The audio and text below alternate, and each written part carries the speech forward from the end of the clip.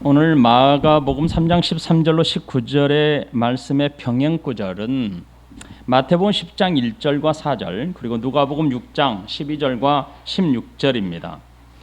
특별히 오늘 우리가 함께 읽었던 말씀과 약간의 차이가 있는, 조금 더 구체적으로 정확하게 표현되어 있는 누가복음 6장 12절부터 16절 말씀 가운데 두 절 말씀만 여러분에게 먼저 읽어드립니다. 이때에 예수께서 기도하시러 산으로 가사 밤이 새도록 하나님께 기도하시고 밝음에 그 제자들을 부르사 그 중에서 12를 택하여 사도라 칭하셨으니. 오늘 우리가 함께 나눌 말씀은 마가복음 3장 13절부터 19절의 말씀이 됩니다. 예수님의 소문이 갈릴리를 중심으로 온 사방에 퍼져 나갔습니다. 예수님에 대한 소문을 듣고 수많은 사람들이 예수님께 또 찾아왔습니다. 예수님은 오늘 본문에서 그 중에서 12를 세우셨다고 했습니다. 12 가운데 이미 1장에서 시몬, 안드레, 야고보와 요한을 부르셨다는 것을 압니다. 우리는. 그리고 2장에서도 레위를 부르셨다는 것을 이미 살폈습니다. 이제 예수님은 오늘 본문에서 사방에서 소문을 듣고 그리고 예수님을 따르던 수많은 사람들 가운데 예수님은 특별히 12를 세우셔서 누가복음의 표현대로 사도가 되게 하셨다, 이렇게 말씀합니다. 예수님을 따르던 사람들이 오늘 본문에서 거론한 12사람만 있는 것이 아니었습니다. 많은 사람들이 예수님을 따랐고 예수님은 그들을 제자라 부르셨습니다. 우리가 이미 함께 살펴본 다른 공간복음의 병행 구절이었던 누가복음 6장 13절의 말씀에 보면 12 제자들만 있었던 게 아니죠. 여러 제자들, 많은 제자들이 있었음을 알 수 있습니다. 다시 한번 읽어드립니다. 이때 예수께서 기도하시러 산으로 가사 밤이 새도록 하나님께 기도하시고 밝음에 그 제자들을 부르사 그 중에서 12를 택하여 사도라 칭하셨다, 이렇게 말합니다. 그러니까 누가복음 6장 13절에서 보면 많은 제자들 가운데 그 중에서 12를 택했다, 이렇게 말씀합니다. 예수님께서 12사람만 예수님의 제자로 세운 게 아니었습니다. 누가복음 10장 1절에 보면 그 후에 주께서 따로 70인을 세우사 친히 가시려는 각 동네와 각 지역으로 둘씩 앞서 보내심에, 이렇게 말씀하는 걸 보면 12사도 위에 70인 제자들이 또 있었다는 것을 알 수 있습니다. 그리고 70인만 있는 게 아닙니다. 요한복음 6장 65절 이하에 보면 70인만 있는 게 아니고 예수님을 따르던 수많은 사람들이 있었다는 것을 알 수 있어요. 결국 예수님은 자신을 따르던 많은 사람들 가운데 그 중에 제자들이 있었고 그 많은 제자들 가운데 특별히 12이라는 사람을 택해서 사도로 세운 것이 오늘 본문의 말씀입니다. 우리 13절 말씀을 다시 한번 보겠습니다. 또 산에 오르사 자기가 원하는 자들을 부르시니 나온지라. 여러분, 지금 우리는 계속 3장의 말씀을 나누고 있습니다. 그런데 3장의 말씀을 나누다 보면 특이한 경우를 발견하게 됩니다. 그 특이한 경우는 장소의 문제입니다. 3장 1절에서는 회당에 들어가셨다, 이렇게 기록하고 있고요. 그리고 3장 7절의 말씀은 제자들과 함께 바다로 물러가셨다, 이렇게 말씀합니다. 그리고 오늘 본문 13절에서는 예수님이 산으로 올라가셨다, 이런 말씀을 하셨고요. 그리고 20절 말씀에 보면 또 집에 들어가셨다, 이렇게 표현합니다. 여러분, 안식일 날 어떤 일을 행하셨습니까? 회당에 들어가셔서 오른쪽 손 마른 사람을 고치셨습니다. 이 일로 인해서 예수님은 종교 지도자들로부터 많은 비난을 받고 죽일 것에 대한 모함을 받았습니다. 그리고 제자들과 함께 바다로 가셨을 때는 어떤 일이 일어났습니까? 수많은 사람들이 예수님에 대한 소문을 듣고 나왔지만 그 어떤 사람도 정확하게 예수님 발 앞에 엎드려 예수님에 대한 신앙 고백을 한 적이 없습니다. 그런데 귀신만이 예수님 발 앞에 엎드려서 하나님의 아들이심에 대한 정확한 고백을 했습니다. 그리고 오늘 본문에 산으로 가셔서 예수님은 12사도, 12사도를 세우는 장면을 기록합니다. 그리고 20절에 집에 들어가셔서 예수님께서 다시 한번 사역을 행하셨을 때 예수님은 사람들로 하여금 미쳤다라는 비난을 받게 됩니다. 여러분, 3장의 내용을 보면 예수님의 사역과 그리고 장소에 대한 연관성을 기록해 주는 것 같습니다. 회당에서는 가르치심과 동시에 예수님께서 안식일의 주인 되심을 정확하게 증거하셨습니다. 그리고 바다에서는 많은 사람들이 예수님께 몰려왔지만 아무도 신앙 고백을 하지 않았지요. 그 가운데 귀신이 예수님 발 앞에 정확하게 엎드려서 하나님의 아들입니다 라는 신앙 고백을 했습니다. 그리고 이제 예수님은 다시 바다에서 산으로 오르십니다. 그리고 그곳에서 12사도, 12사도를 세우셨습니다. 많은 사람들이 예수님께 찾아왔습니다. 하지만 산에 오르셔서는 예수님께서 지정한 사람만 예수님 앞으로 나오게 하셨습니다. 그러므로 산에 오르신 목적은 많은 사람들과 함께 어떤 사역을 행한다든지 어떤 가르침을 행하는 목적이 아니었음을 오늘 본문에서 우리는 정확하게 알 수 있습니다. 산에 오르신 목적이 회당에서 하셨던 사역을 진행하기 위함도 아니고 바다에 가셔서 귀신으로부터 고백을 받는 그런 일도 아니고 사람들로부터 모함이나 오해 살 만한 일들을 행함으로 사람들을 가르치고자 하심이 아닙니다. 3장에서 여러 장소들을 번갈아가며 예수님이 사역하시는 이 모습을 통해서 우리는 무엇을 알 수 있습니까?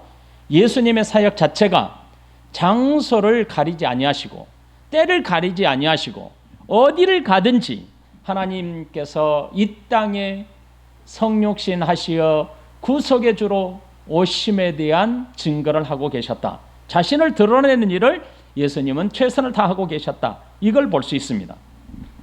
하지만 오늘 산에 오르셨다라고 하는 이 말씀을 통해서 오늘 뭐와 연결짓냐면 하나님께서 원하시는 특별한 사람을 부르셨다. 이렇게 연결해 주고 있습니다.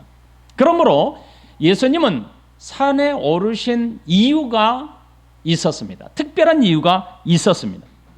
예수님께서 산에 오르신 이유는 많은 사람들을 피하기 위함이 아니었습니다. 오늘 본문을 자세히 살펴보십시오. 예수님이 사람들을 피하여 한적한 곳을 찾아가실 수도 있었지만 오늘 이 본문은 그러한 이유가 아닙니다. 특별한 이유가 있다고 성경은 기록하고 있습니다. 누가복음 6장 12절 13절 말씀을 다시 읽어드리면 이때에 예수께서 기도하시러 산으로 가사 밤이 새도록 하나님께 기도하시고 밝음에 그 제자들을 부르사 그 중에서 12를 택하여 사도라 칭하셨으니 라고 기록합니다. 여러분, 누가복음에 의하면 예수님은 산으로 가셨는데 이유가 무엇입니까? 기도하시러 갔다고 했습니다. 밤이 새도록 예수님의 기도는 계속되었습니다.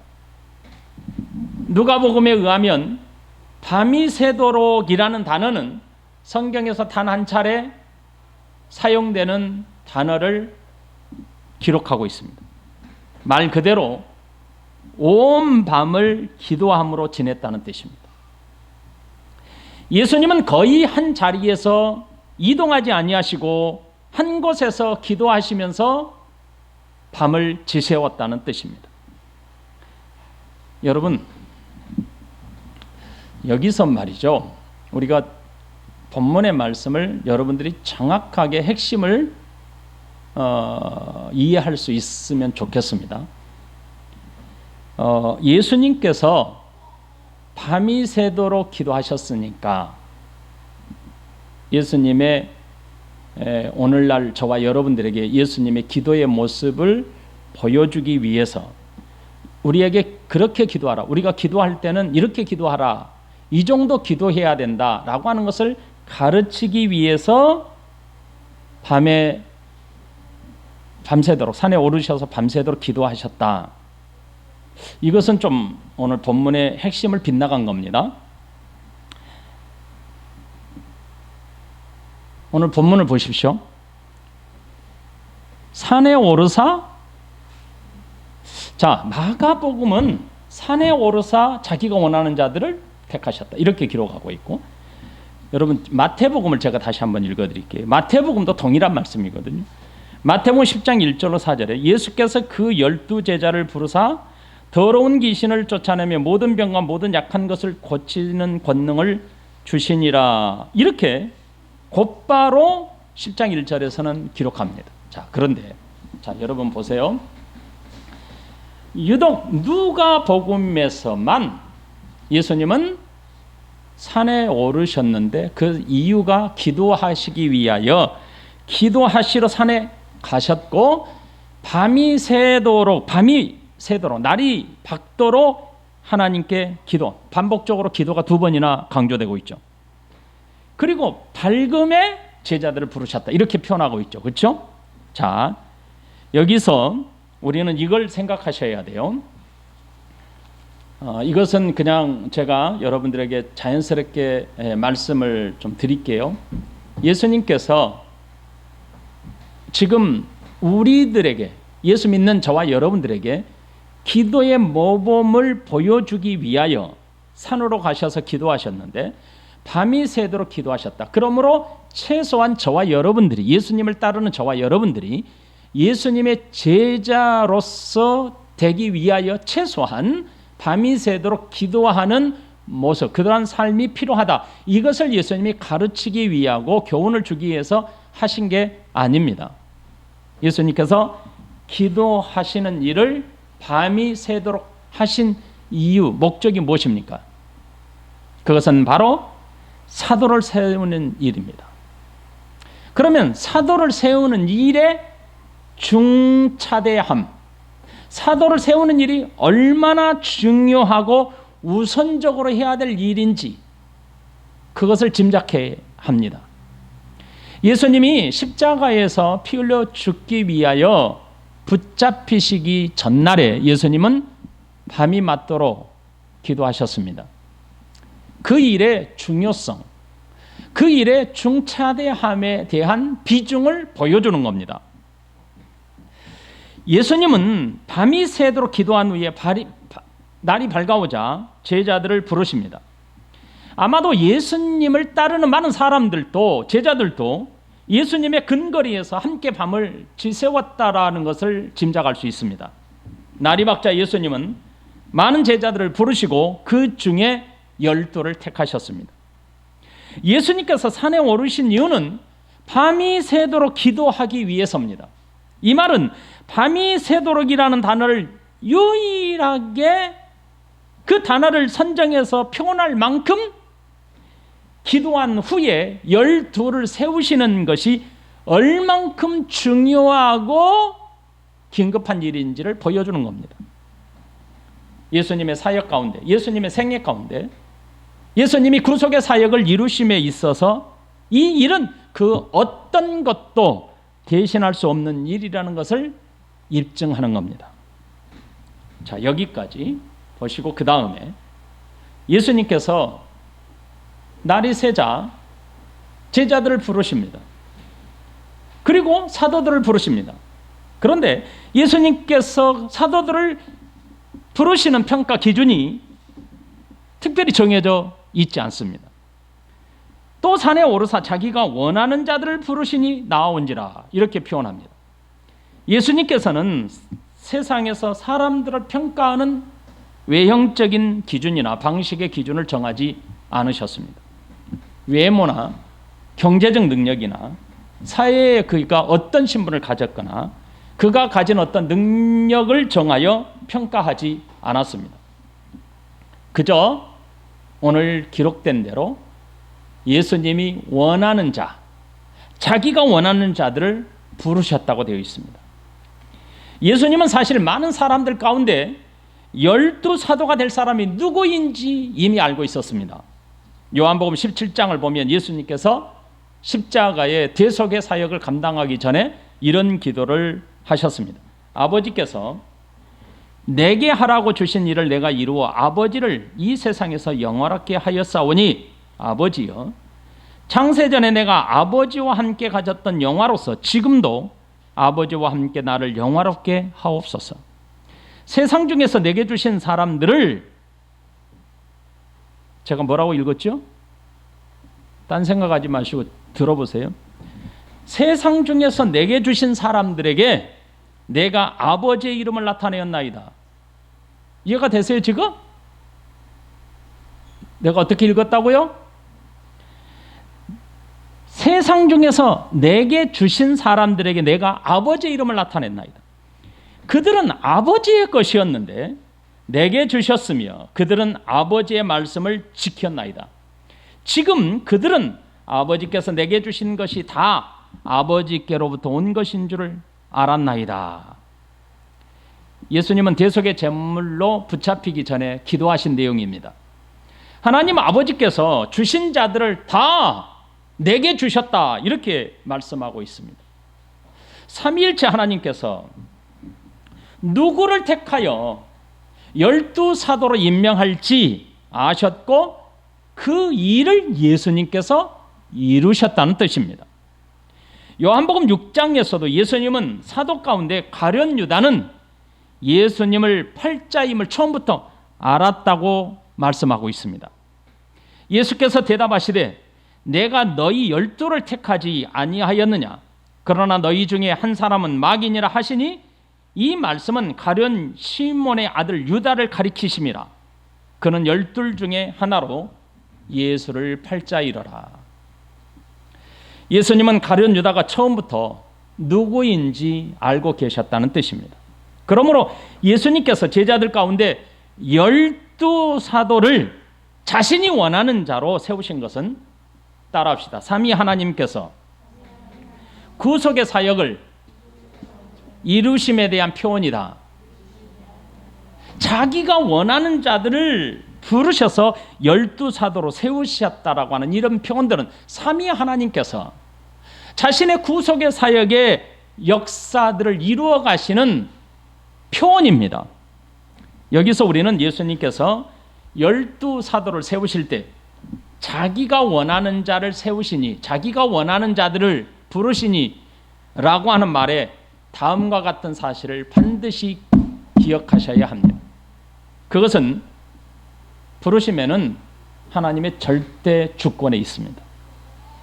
예수님께서 구속의 때가 이르기 전에는 자신을 죽음에 결단코 내어주지 않을 것입니다. 왜냐하면 구속의 시간은 하나님의 시간에 있기 때문입니다.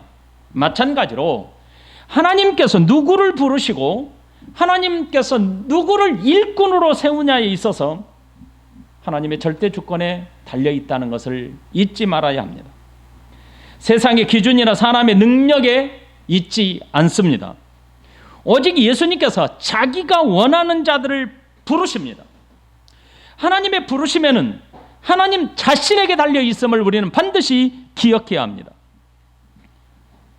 여러분과 내가 하나님의 자녀가 된 것은 나의 능력이나 하나님의 어떤 조건에 합당해서 충족했기 때문에 된 것이 아닙니다. 하나님께서는 일방적으로 우리를 택하셨습니다. 그리고 그 택한 자들을 부르신 것입니다. 그러므로 내가 하나님의 자녀가 되었다는 것은 내가 선택해서 이루어지지 않았음을 기억해야 합니다. 하나님의 절대 주권입니다. 그리고 여기서 부르시니라는 말은 일반적으로 사람을 부르신다는 의미가 아닙니다. 일반적인 부르심이 아니라는 말입니다. 이 말은 특별한 사명과 임무를 주기 위해서 부르셨다는 뜻입니다. 많은 사람들을 이리 모이십시오 부르는 그런 부름이 아니라 꼭 집어서 너 이리와. 그런데 그 부르심이 그냥 부르심이 아니라 어떤 특별한 의미를 위하여 부르셨다는 겁니다. 예수님께서 정한 사람들을 부르시니 나왔습니다. 자기가 원하는 자들을 부르시니 나온지라. 여러분, 여기서 예수님께서 원하는 자들을 부르실 때 나온지라 라는 뜻은 그가 예수님 앞으로 나왔다, 너 이리 나와 그랬더니 그 사람이 나왔다라는 데 강조점이 있지 않습니다. 나온지라, 이 뜻은, 언어적인 본래 뜻은 그 사람이 예수님 앞으로 나왔다라는 데 강조점이 있는 게 아니고 그 사람이 있던 자리를 떠났다는 데 강조점이 있습니다.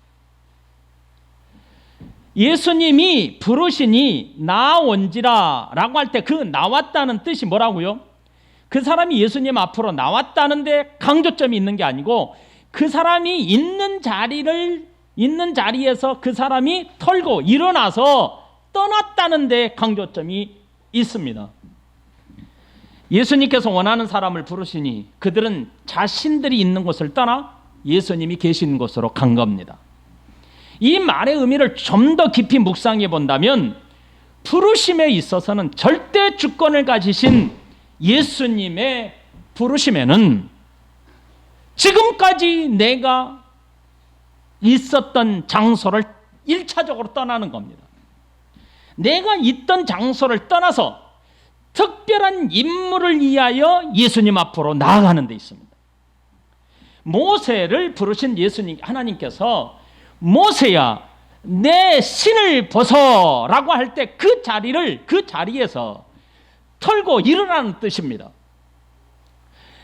오늘 예수님께서 많은 제자들 가운데 자기가 원하는 자들을 부르시니 그 부르심에도 특별한 부르심이잖아요. 그런데 그 부르심을 이해하고 예수님 앞에 나온 자들은 강조점이 뭐라고요? 단어의 강조점이 일반적으로 나온다는 게, 예수님 부르시니 그냥 나오는 게 아니고 자신이 앉아있던 자리, 자신이 서있던 그 자리에서 벗어났다는 뜻입니다. 삶의 가치관을 바꿨다는 뜻입니다. 특별한 임무를 위하여 일어섰다는 뜻입니다. 그리고 예수님이 가야 할 최종 목적지라는 사실을 알고 그 자리를 털고 일어나서 예수님 앞에 나아갔다는 강조의 의미입니다. 예수님께서 원하는 사람들을 그냥 부르신 게 아닙니다. 그들을 부르실 때 특별한 목적과 사명을 주기 위해서 부르셨습니다. 예수님의 부르심에 대한 의미를 알고 그들은 자신들이 있던 그 자리에서 곧바로 일어나서 예수님이 부르신 그곳으로 나아갔습니다. 그래서 누가복음에는 이렇게 기록합니다. 그 중에서 12를 택하여 사도라 칭하였다, 이렇게 표현합니다. 예수님께서 사도라 칭하셨다는 것입니다. 이는 특별한 사람을 택하였고 그들에게 특별한 사명을 주셨다는 뜻입니다. 여러분, 오늘 마가복음 3장 14절 본문에 이에 12를 세우셨으니 라는 말씀을 보십시오. 이것도 아주 의미 있는 표현입니다. 12를 세우셨다는 뜻은 특별한 사명자를 임명할 때 쓰는 표현입니다. 이 세우셨다라고 할 때 이 세우셨다는 단어는 포이에오라는 뜻인데, 이 성경에 쓰여지는 이 단어의 뜻은 폭넓게는 어떻게 쓰이냐면 만들다, 창조하다, 생산하다, 구성하다, 형성하다, 준비하다, 약속을 실행하다, 많은 의미로 쓰입니다.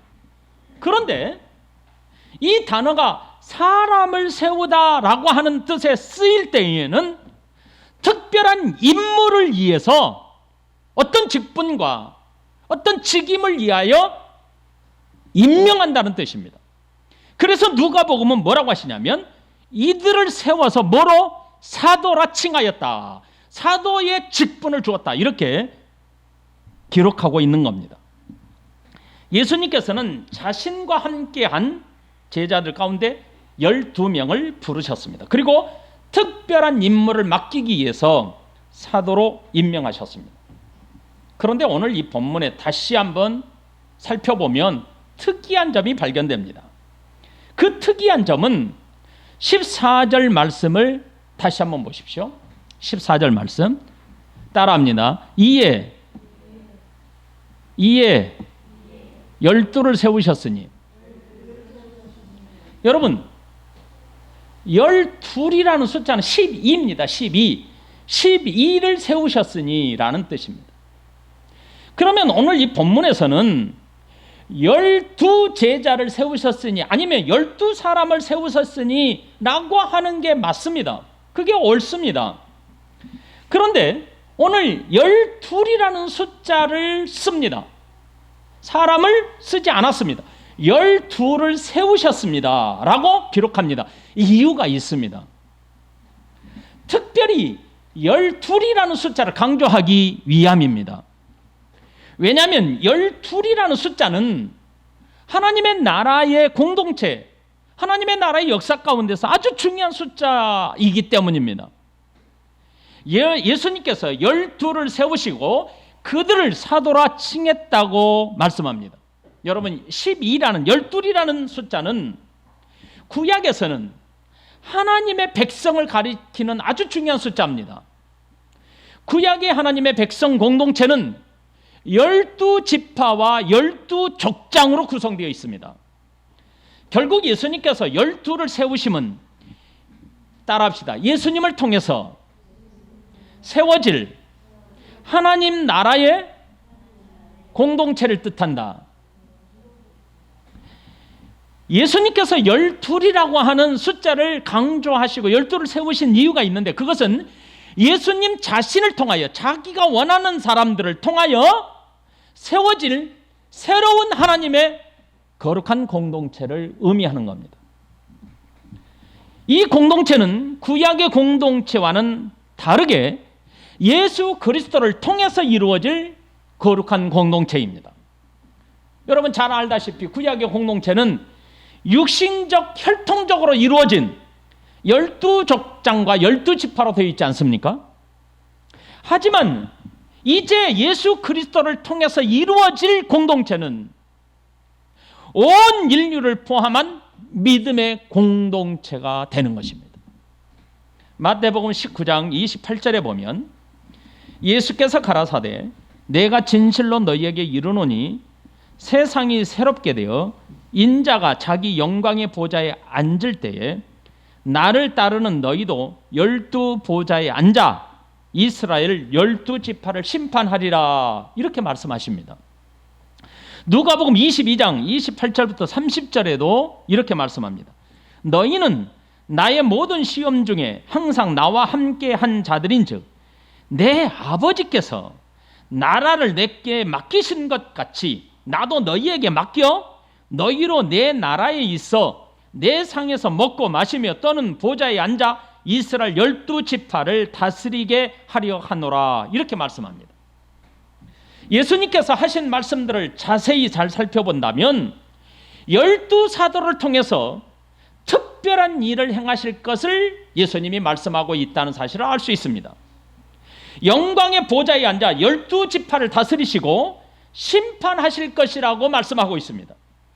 이는 12사도를 통해서 이루실 공동체는 구속을 통해서 예수님 자신의 구속을 통해서 완성될 영원한 나라 곧 새 하늘과 새 땅에 이루어질 새 이스라엘의 나라를 가리킨다는 겁니다.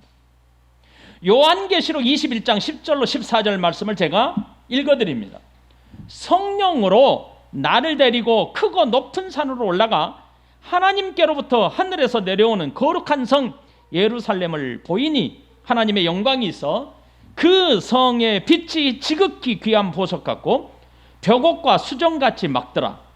크고 높은 성곽이 있고 12문이 있는데 12천사가 있고 그 문들 위에 이름을 썼으니 이스라엘의 자손 12지파의 이름들이라. 동쪽의 세 문, 북쪽의 세 문, 남쪽의 세 문, 서쪽의 세 문이니 그 성의 성곽에는 12기초석이 있고 그 위에 어린 양의 12사도의 12 이름이 있더라. 결국 예수님께서는 12사도를 택하셔서 세우셨습니다. 이것은 장차 예수님 자신의 구속을 통해서 이룰 완성될 하나님의 나라의 대표로 임명하셨음을 볼 수 있습니다. 예수님은 하나님의 나라의 공동체를 위하여 12사도를 세우신 것입니다. 그리고 그들에게 새로운 사명을 주셨습니다. 14절부터 15절에 이에 12를 세우셨으니 이는 자기와 함께 있게 하시고 또 보내사 전도도 하며 귀신을 내쫓는 권능도 가지게 하려 하심이라. 그 임무는 다음과 같습니다. 따라합시다. 첫째, 예수님과 함께 있게 하시고, 둘째, 보내사 전도도 하며, 셋째, 귀신을 내쫓는 권능도 가지게 하려 함이라. 지금부터 잘 들으십시오. 예수님께서 지금 제가 설명한 것은 산에 오르셔서 기도하신 거, 12를 세우신 이유, 12사도를 명하신 임명하 부르시고 세웠다는 의미까지 다 살폈습니다. 그렇게 세우신 이제 이유 목적을 설명하고 있습니다. 예수님께서 12사도를 세우시면 제일 먼저 자기와 함께 있게 하시기 위함이다, 이렇게 표현합니다. 예수님께서는 사도들에게 제일 먼저 주신 사명은 함께 있는 것입니다. 그 어떤 일도 우선될 수 없습니다. 제일 먼저 저들에게 주신 사명은 나와 함께 있으라 라고 하는 사명입니다. 사도들의 사명은 예수님과 함께 있어 예수님을 보고 배우는 일입니다. 예수님의 가르침과 행하심을 보고 배워야 했습니다. 예수님과 함께 함으로 예수님께서 무엇을 원하시는지를 배우는 겁니다. 예수님께서 부활하시어 승천하신 후 사도들은 예수님을 가르치는 일에 전문가가 되었습니다. 예수님과 함께 하는 일은 예수님을 보고 배우는 일입니다. 당시 시대에 누구의 내가 제자가 된다는 것은 내가 스승을 따라다니면서 항상 함께하고 일거수일투족을 배운다는 것입니다. 그리고 그가 그의 스승으로부터 배운 바 모든 것을 전수하는 것이 제자가 되는 사명이었습니다. 여러분, 우리가 잘 알고 있는 말이 있습니다.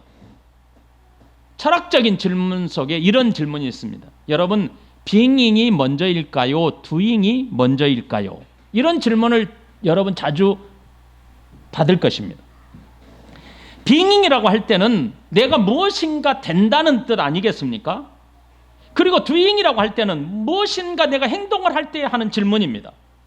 그렇다면 내가 빙잉이 먼저일까요? 두잉이 먼저일까요? 라고 하는 질문 속에 의도적인 질문이 무엇일까요? 그것은 바로 네가 무엇을 행하기 전에 네가 어떤 존재인지를 먼저 알아라 라고 하는 것을 강조하기 위해서 이런 질문을 던지게 될 것입니다. 내가 무엇인가를 하기 전에 내가 먼저 어떻게, 내가 왜 존재해야 되는지 하는 것을 아는 것입니다. 내가 어떠한 존재가 되어야만 그 이후에 내가 어떤 일을 행할 수 있는 겁니다. 예수님은 12사도를 세우실 때 가장 먼저 함께 있게 하심으로 자신이 누구인지 정확하게 알기를 원하셨던 것입니다. 그리고 예수님의 사역을 곁에서 보고 배움으로 예수님 이후의 사역을 감당하게 하신 겁니다. 우리도 혹시라도 어떤 일을 하고 싶을 때 우리는 이 질문을 여러분 스스로 하셔야 합니다. 내가 어떤 존재인지를 먼저 확인해야 합니다. 나의 존재를 인정하지 못할 때 그 어떤 일을 하더라도 내게는 아무런 의미가 없음을 기억해야 합니다. 예수님께서 12사도를 택하시고 제일 먼저 예수님과 함께 있게 하셨다라고 하는 의미가 바로 여기 있습니다. 예수님께서 12사도를 세우시고 두 번째로 하신 일은 또 보내사 전도도 하며 라고 하셨습니다. 여러분, 여기서 전도는 사람들을 교회로, 예수님께로 인도한다는 의미가 아닙니다. 사람들을 예수님께 인도한다는 의미가 아니라 예수님께서 보여주시고 예수님께서 가르쳐 주신 복음의 내용을 정확하게 가르친다는 뜻입니다. 예수님과 함께 있으면서 배우고 익힌 하나님의 나라의 복음을 다른 사람들에게 전수한다는 뜻입니다. 예수님께서 승천하시고 사도들에게 명령하신 말씀을 기억하십니까? 마태복음 28장 18절로 20절 말씀. 예수께서 나와 말씀하여 이르시되 하늘과 땅의 모든 권세를 내게 주셨으니 그러므로 너희는 가서 모든 민족을 제자로 삼아 아버지와 아들과 성령의 이름으로 세례를 베풀고, 따라합시다. 내가 너희에게 분부한 모든 것을 가르쳐 지키게 하라. 볼지어다 내가 세상 끝날까지 너희와 항상 함께 있으리라 하시니라. 사도들의 사명이 바로 여기 있습니다.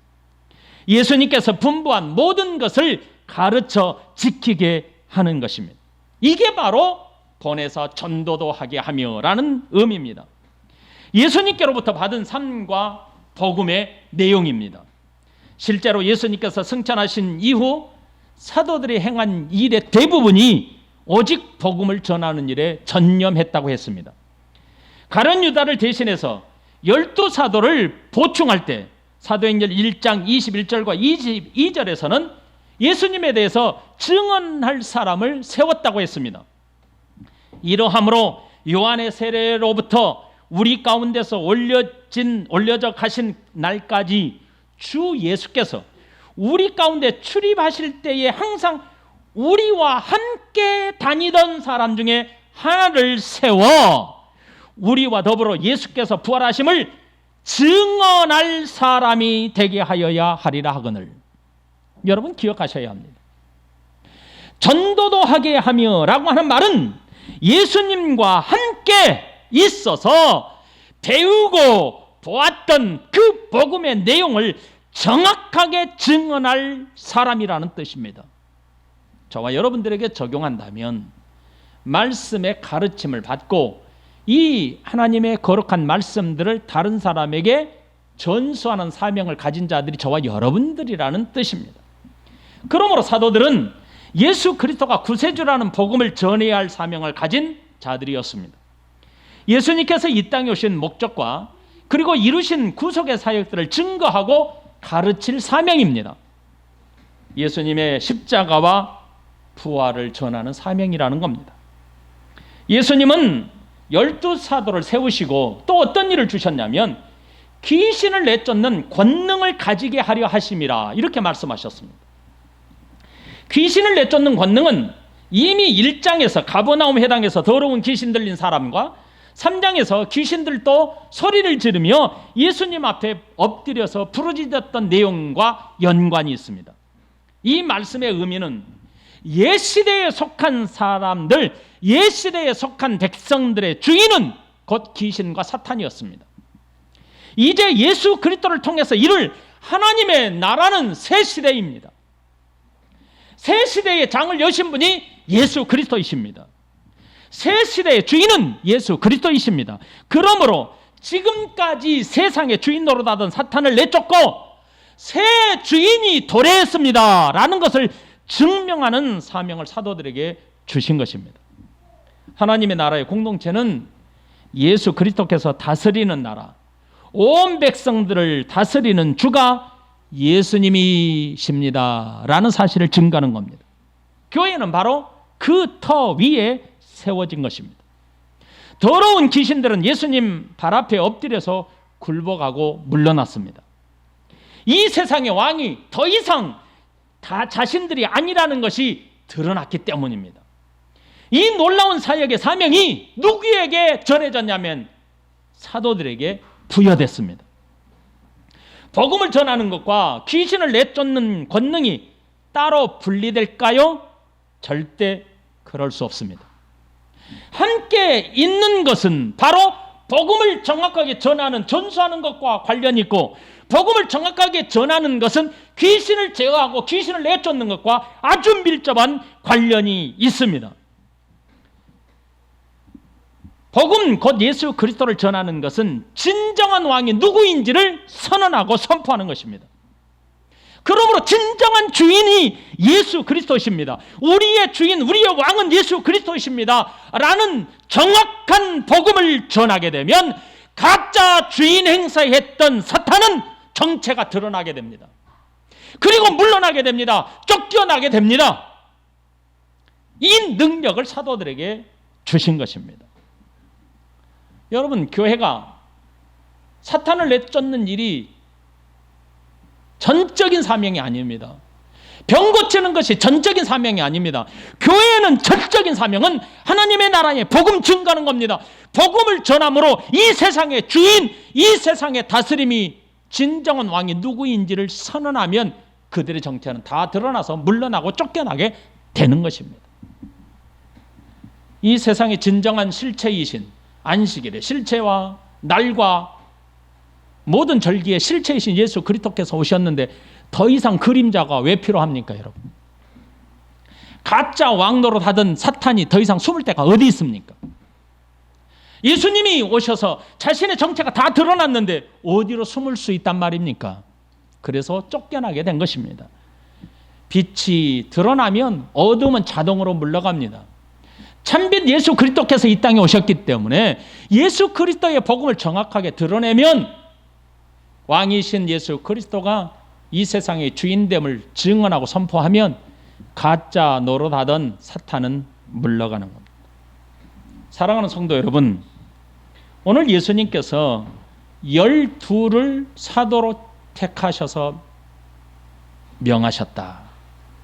그들에게 함께 있게 하시고 복음 전도도 하게 하시고 사탄을 내어쫓는 권능도 가지게 하심이라 라고 할 때 이 의미를 깊이 묵상하십시오. 그리고 사도행전 이후에 예수님으로부터 명함받은 사도들의 주된 사역이 병고치였습니까? 귀신을 내어 쫓았습니까? 복음 전하는 일에 전념했습니까? 키포인트가 오늘 제자들을 12를 세워서 사도로 명하시면서 함께 있게 하시고 복음을 정확하게 가르치게 하시고 그리고 귀신을 내어 쫓는 그 권능은 무엇입니까? 복음을 전함으로 이 세상의 새로운 공동체 왕이신 주님이 예수 그리스도께서 이 땅에 오셨다라는 것을 드러내면 증거하고 선포하면 가짜 왕 노릇하던 가짜는 자신의 정체를 드러내고 물러가게 됩니다. 그러므로 정확한 복음이 필요한 겁니다. 그 복음은 예수 그리스도십니다. 그 12사람의 이름을 예수님이 쫙 나열하십니다. 그 12를 세우셨으니 베드로, 세베대 아들 야고보, 그의 형제 요한, 안드레, 빌립, 바돌로메, 마테, 도마, 알피오의 아들 야고보, 다데오, 가나안, 시몬, 가룟유다. 이 12사도의 이름은 신학교 들어갈 때 시험에 무조건 나오는 문제입니다. 모든 교회 고시에서 빠짐없이 나오는 문제입니다. 그런데 사실 12사람의 이름이 중요한 게 아니고 그들에게 예수님이 행하신 일들, 부탁하신 일이 훨씬 더 중요합니다. 그래서 그들이 어떻게 살았느냐는 다음 주에 시간이 되면 제가 조금 더 정리해서 여러분들에게 설명해 드리겠습니다. 다 같이 기도하십시다.